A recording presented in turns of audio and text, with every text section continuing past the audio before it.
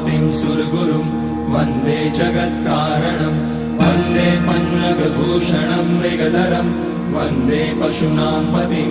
वन्दे सूर्यशशाङ्कवलिनयनं वन्दे मुकुन्दप्रियं वन्दे भक्तजनाश्रयं च वरदं वन्दे शिवं शङ्करम् ॐ मृत्युञ्जयाय रुद्राय नीलकण्ठाय शम्भवे अमृतेशाय शर्वाय महादेवाय ते नमः। नमस्तेऽस्तु भगवन् विश्वेश्वराय महादेवाय त्र्यम्बकाय त्रिपुरान्तकाय त्रिकाग्निकालाय कालाग्निरुद्राय नीलकण्ठाय मृत्युञ्जयाय सर्वेश्वराय सदाशिवाय श्रीमान् महादेवाय नमः। ॐ नमः शम्भवाय च मयोभवाय च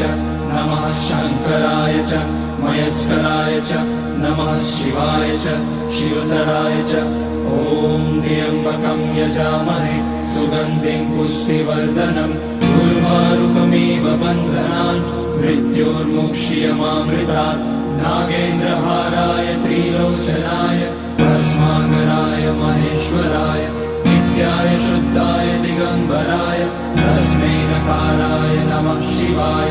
मन्दाकिनी सलिलचन्दनचर्चिताय नन्दीश्वर प्रमथनाथ महेश्वराय मन्दार पुष्य बहुपुष्य सुपूजिताय तस्मै मकाराय नमः शिवाय शिवाय गौरीवदनाब्जवृन्द सूर्याय रक्षाध्वरनाशकाय श्रीनीलकण्ठाय वृषध्वजाय तस्मै शिकाराय नमः शिवाय वसिष्ठकुम्भोद्भगौतमार्य मुनीन्द्रदेवार्चितशेखराय चन्द्रार्कवैश्वानरलोचनाय तस्मै वकाराय नमः शिवाय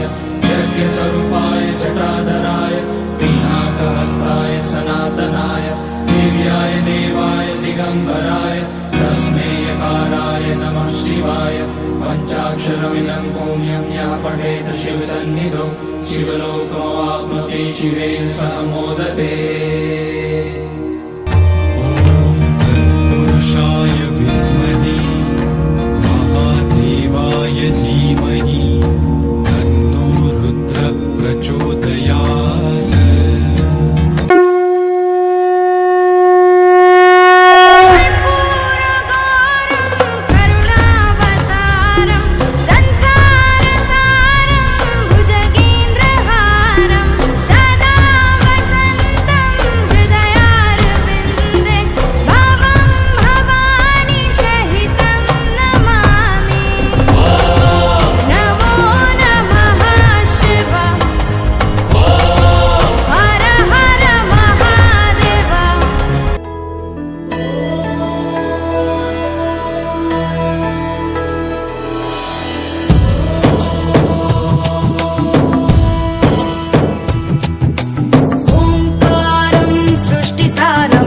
विधिलिखितं मोक्षदक्षं सुभिक्षं